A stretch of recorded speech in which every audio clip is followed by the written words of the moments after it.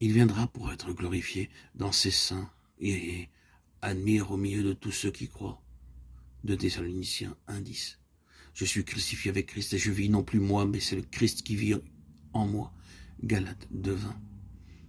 Dans la partie de sa lettre aux Galates où Paul résume les débuts de son apostolat, il écrit ces paroles qui semblent rester incomprises de beaucoup. Lorsqu'il plut à Dieu de révéler son Fils en moi.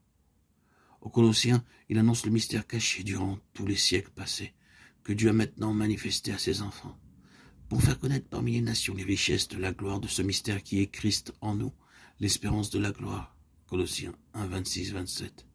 Christ en nous. Nous touchons ici au résultat ultime de la croix. Si nous sommes crucifiés avec Christ, c'est pour que celui qui est ressuscité vive en nous. C'est pour qu'il habite en nos cœurs par la foi. Cette habitation du Christ en nous est nommée par l'apôtre un mystère, mot qui veut dire secret. Le mystère est une chose cachée à l'intelligence, jusqu'à ce qu'il y ait eu révélation. Ce mystère ne fut pas dévoilé sous la loi.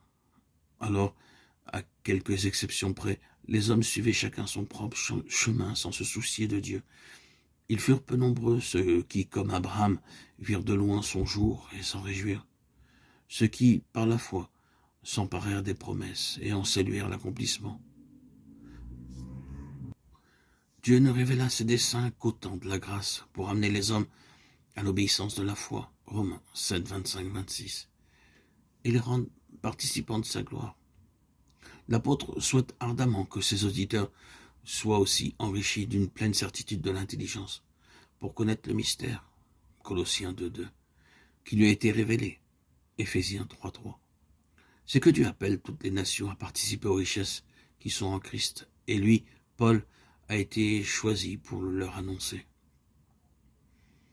C'est par un effet de la grâce qu'il a été appelé pour porter la lumière, afin que chacun, comprenant à son tour le mystère, devienne aussi l'un de ses messagers, et que la sagesse de Dieu infiniment diverse soit manifestée par l'Église aux dominations et aux puissances qui, dans les lieux célestes, surveillent les interventions de Dieu en faveur d'une création déchue. L'apôtre a reçu cette révélation de Christ en lui, pour qu'il l'annonce, écrit-il aux Galates, et il fait précéder sa déclaration, Christ vit en moi, de cette autre. J'ai été crucifié avec Christ, montrant par là que la révélation du mystère, Christ en nous, est liée à notre union avec lui en sa mort.